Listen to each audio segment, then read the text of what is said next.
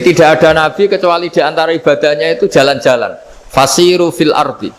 Sehingga semua nabi itu mesti pernah melakukan perjalanan internasional. Rasulullah Muhammad SAW pernah jalan-jalan sampai ke Syam. Padahal beliau orang Mekah. Nabi Ibrahim yang orang Syam pernah perjalanan sampai ke Mekah. Karena di antara kearifan itu ya dimulai dari apa?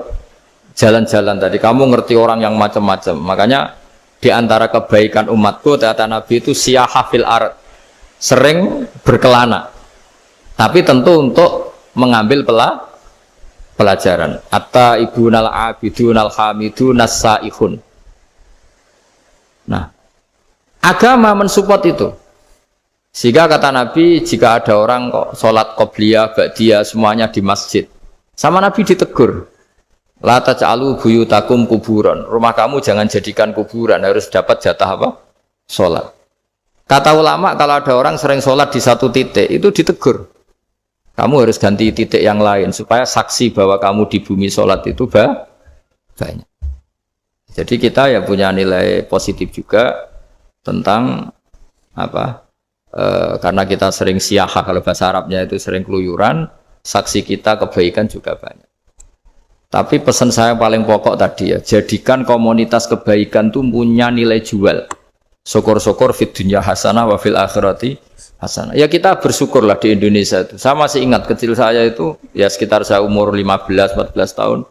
Setiap mau pergi itu pesannya orang-orang yang sering pergi itu, jangan masuk terminal jam ini, di perapatan ini. Karena yang namanya preman itu dulu dominan.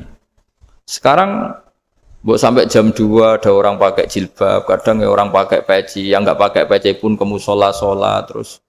Yes, pokoknya kebaikan itu jadi komunitas dan jadi nilai jual. Bahkan tadi, misalnya ibu-ibu yang pergi malam itu kan mesti ada orang-orang yang jadi langganannya karena terkenal apa? Amanah. Yang dititipi anak juga pilih orang yang terkenal apa? Amanah. Nah, nilai amanah ini harus kita jaga terus. Supaya kamu ya bisa bekerja, orang lain juga nyaman karena amanah tadi. Allah juga senang karena amanah itu perintahnya Allah Subhanahu wa ta'ala. Dan Indonesia harus menuju ke sana. Pemimpin juga harus gitu. Pemimpin bawaannya amanah, bawaannya apa? Yang memilih dia juga senang karena nggak malu lah. Tapi kalau kita milih, ternyata kita pilih tahu-tahu ditangkap KPK, kan ya malu gitu. Dulu kita kampanye mati-matian, ternyata dia ditangkap KPK. Tapi kalau dia amanah kan ya senang. Sama kalau tukang Grab ketangkap satu karena penodaan atau karena pengkhianatan, yang malu juga semua. Karena kadang-kadang nanti digeneralisir seakan-akan semuanya seperti